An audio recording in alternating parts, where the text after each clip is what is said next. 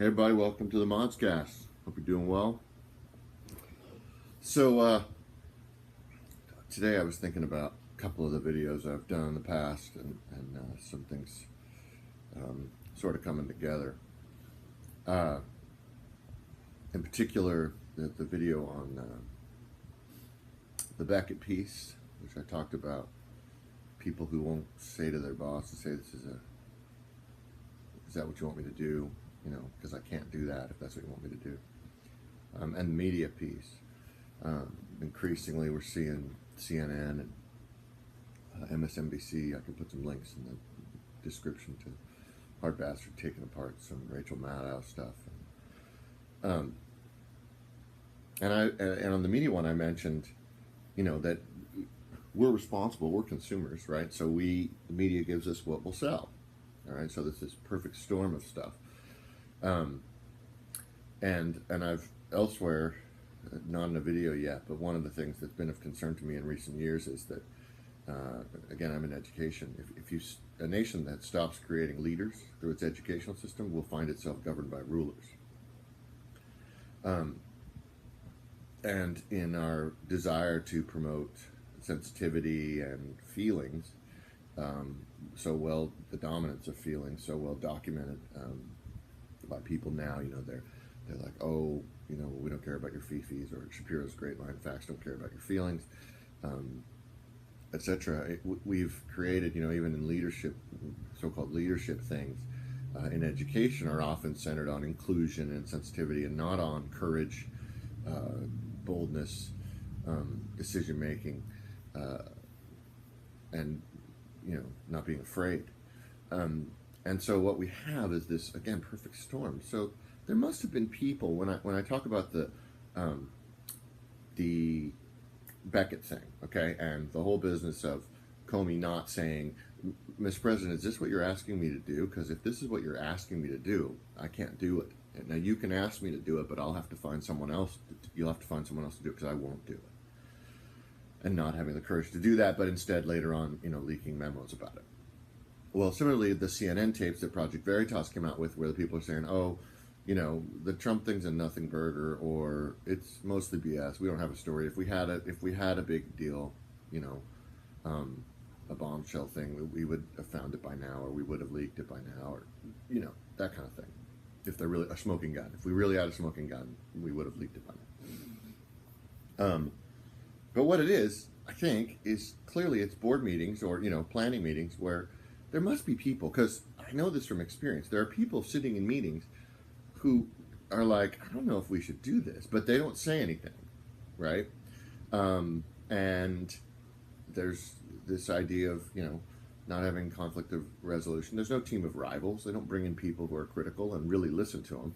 They'll bring in a few token people, like Fox will have a few token leftists on, and CNN, MSNBC will have, you know, a token Republican conservative. But they're not really interested in it because why? Because they're looking for ratings.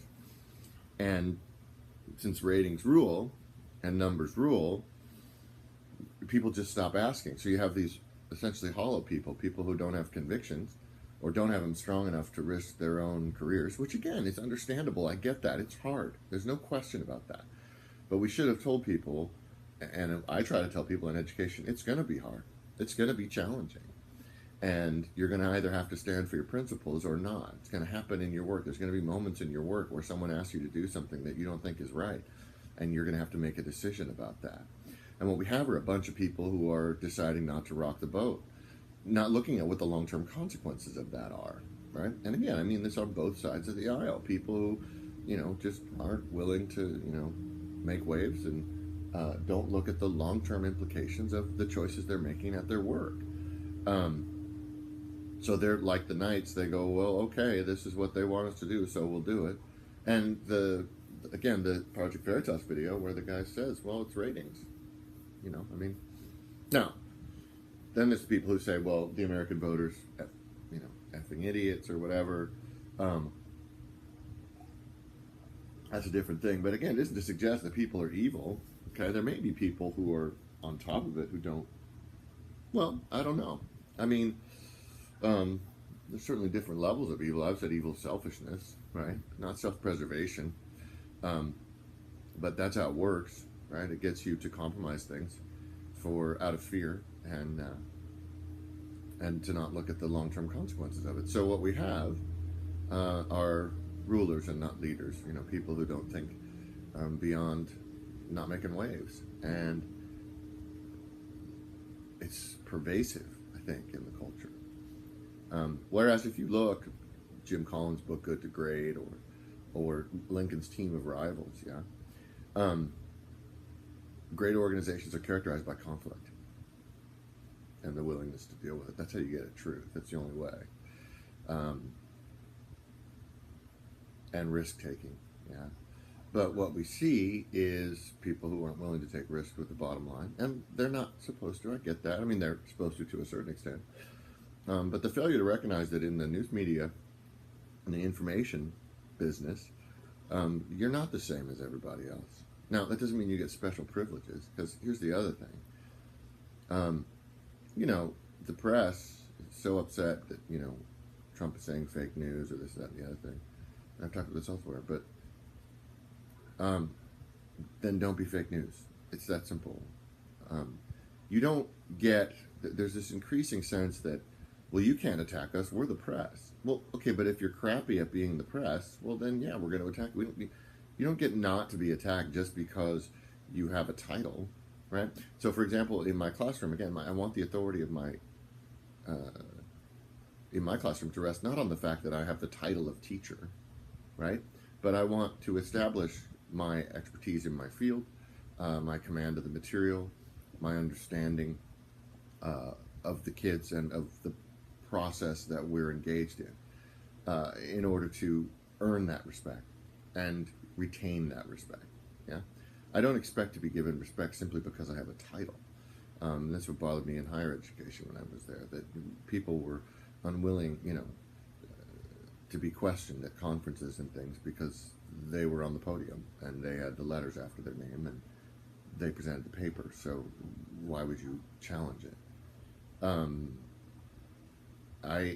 That always struck me as wrong, and yet we see again, well, we're the press, or well, they're intelligence services, okay, and I'm a huge respecter of intelligence, those who serve the government and the military, but again, they understand, those that are good at their jobs understand that you don't get respect simply because you occupy a position.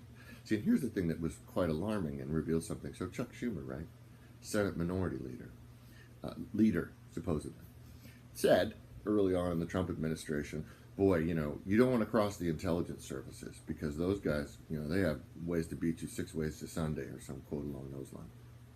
What? Wait, what did you just say? Are you saying that in America you should be afraid of our intelligence services, which work for us? Because if you're saying that, that's not leadership.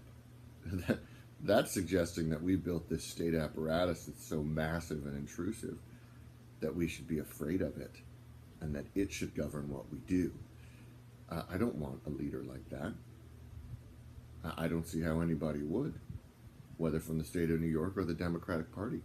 How you would want someone who suggested that the state apparatus of bureaucrats put in place by our elected officials to protect our security is something of which we should be afraid and by which we should be intimidated because they're the intelligence services?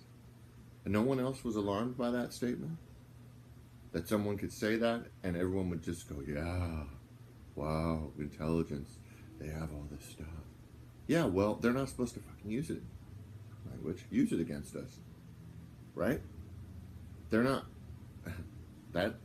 If that's the case, we have a major problem. And here's the thing with that. If the intelligence services are something that, you don't want to cross them because in this society, then that means that there's a bunch of people in the intelligence services who similarly have not been saying, hey, we can't do this. We can't do this, right? There were people at meetings in the intelligence services who have not been saying, hold on a sec, that's not the right thing to do. Okay, now again, they want to preserve their jobs, etc. But what we have is a bunch of people in meetings succumbing to groupthink because they want to keep their jobs or whatever. And that's a huge problem. So this is, I mean, it's pervasive throughout society. And it's not how you get excellence.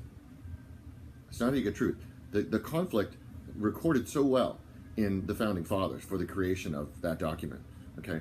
British parliamentary system. Conflict. Lots of it. Okay? People who stand up and say, no, that's wrong. Individuals who stand up from the group and say, no, that's wrong. Now, the idea with an information age that was that we were going to create this, you know, it was going to be awesome because everyone's going to be able to think. But all it's done really is enable people to perpetuate groupthink even stronger by connecting everyone all the time. Because people don't go off by themselves, they're not alone, they don't think by themselves. So we have now in the intelligence services too, you know, Schumer's thing suggests, is that it itself has been pervaded by people who've lost sight of what they're supposed to be doing. And that hasn't had enough people who would stand up and say, no, hold on a sec, we can't do that. We don't want to develop a reputation of being somebody that you don't want to cross in the American system. See, that should have been one of the focuses, as it was for people like Michael Hayden and others like that. All right? So Schumer's perception could be wrong. There's no question about that. His statement could be wrong. But he has that perception, and someone's allowed that perception to develop. And that's the responsibility of the people in the intelligence services who, again, there haven't been enough going, we better make sure we don't get this reputation. All right? And that whole organization needs reforming, if that's really the case. That's not leadership. It's not. And so we've created a whole society of people who are afraid of losing ratings, CNN, afraid of intelligence services, right? Afraid of not having control, afraid of being held accountable for their jobs. This is absurd. Fear is never, ever a good motivation for doing anything. Prudence, I've talked about the distinction between prudence and instinct, getting out of the way of a moving car, planning ahead, duh. All right, those are good things. But fear, no way. And that's what we have. People sitting around at meetings, behind the scenes planning broadcasts and what we're going to emphasize in our coverage, right? Okay, leave the climate change thing, get back to the Russia thing, because that's good for ratings. And nobody says, sir, you know, I don't know how much is there.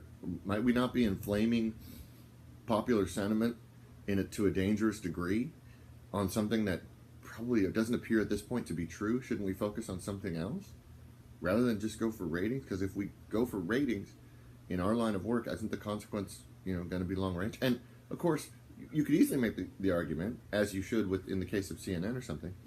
So if we buy ratings now, if we buy money now, right, and we sacrifice our credibility, the long-term health of this organization, if it turns out that this stuff isn't true and we spend the next 8 years just harping on it, don't you think people are going to get sick of that? And don't you think that's going to make us look bad? And how will that help us in the long term? And so not only, again, do you see an unwillingness to, and I've talked about this before, but an unwillingness or inability to get over fear of the here and now, but we see acting in the now without thought for the long-term future, the long-term health, either of their company or of the society, right? Where you've continued to disseminate dubious propositions, and I'm not a Trump guy, okay? I'm just looking at the evidence objectively, and there isn't much. That's a smoking gun, okay? And eventually, you've got the boy who cried wolf thing, right? The more that they keep claiming this stuff, the worse it makes them look, and the less people are going to care. So if something really happens, and others have mentioned this, you're going to have a hard time selling it to people, because everything you've blown everything out of proportion. That's the indifference, right? Shouldn't we wait until there's a real story? No, we'll make up the story, and this is again a huge problem. Whether it's the Duke lacrosse team, the UVA incident, right? Rolling Stone, the date rape, the gang rape thing, fraternity, which turned out to be totally untrue. And the woman who wrote it said, it doesn't matter that the story isn't true because it's happening. The narrative is true. How on earth you can continue to work in media? How on earth you can expect the public to respect you as a media source when you admit that you don't need facts to fit your story?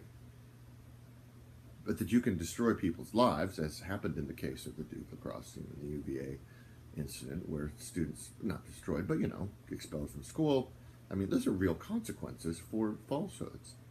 And yet you expect to have authority because you're the press. That isn't how it works.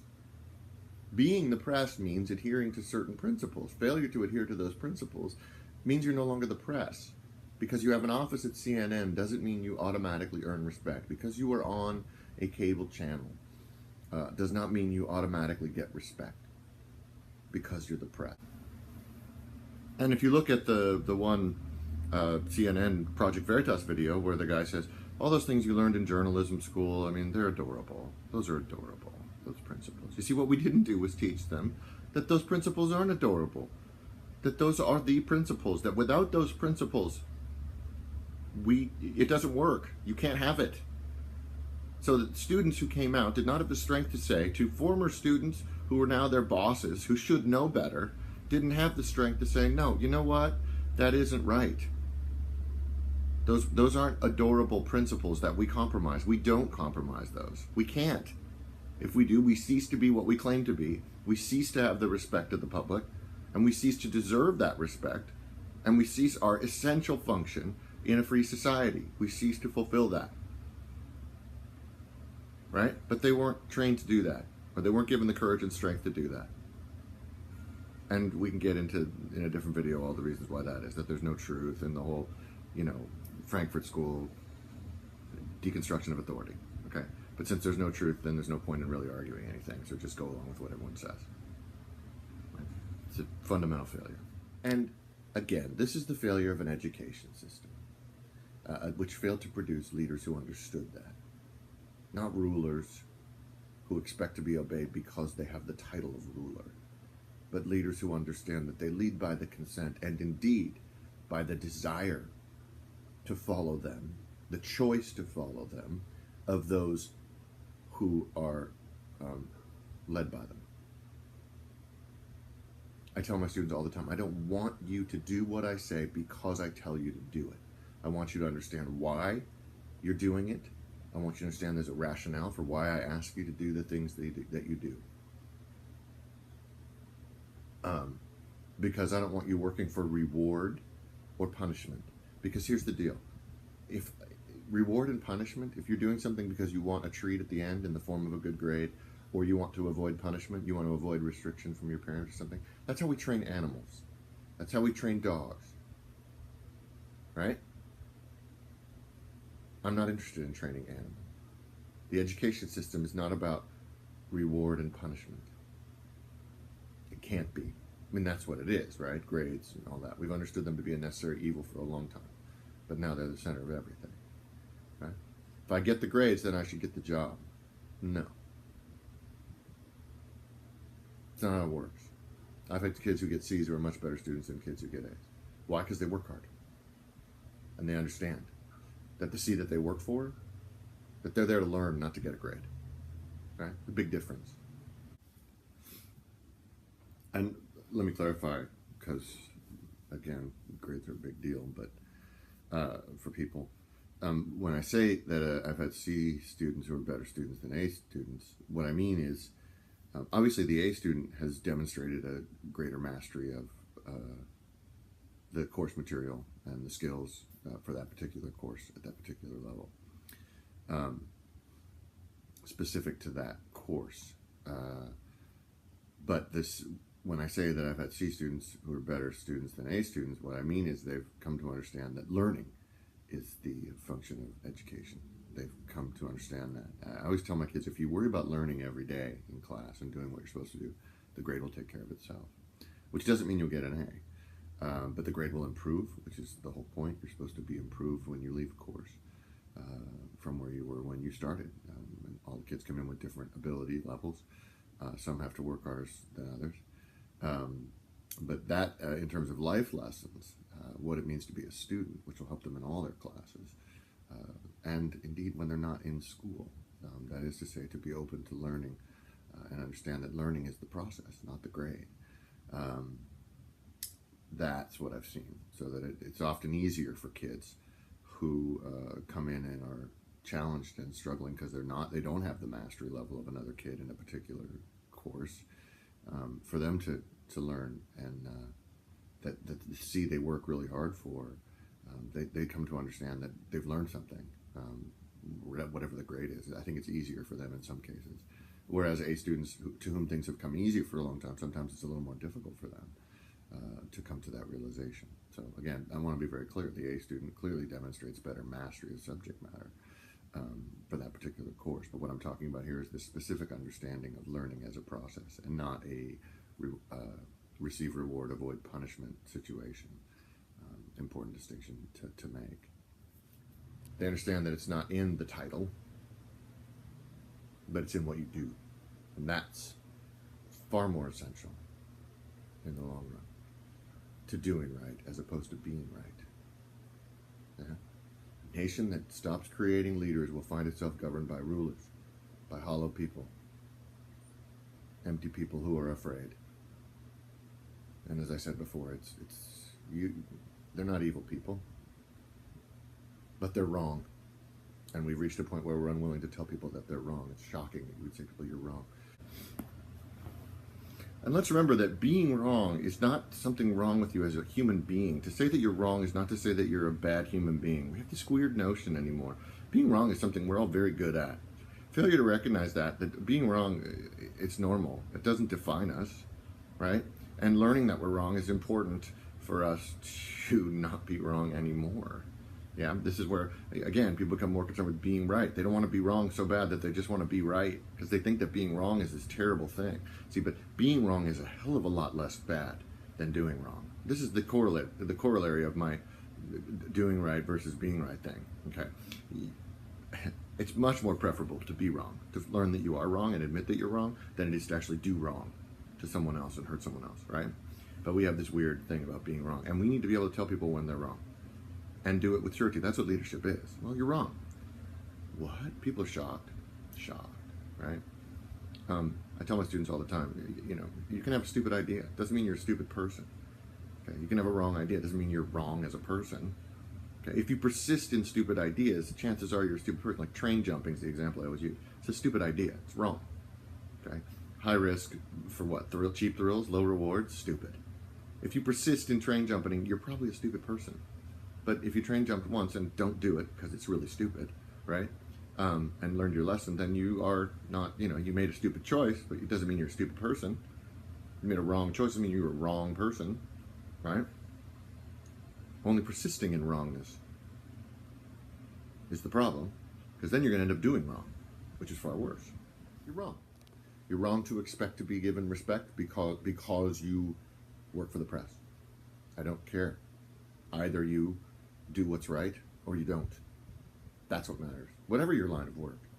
It just so happens that as a member of the media, you have a far more significant task. And it's far more important for you to remember that doing right is way more important than being right. And we as a culture have largely forgotten that. Yeah? That's the nature of the struggle.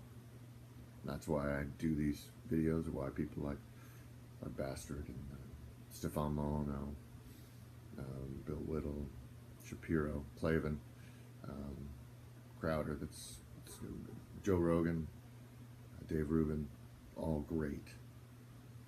And I disagree with some of them on some things, but they're trying to do right. They're trying to pursue truth.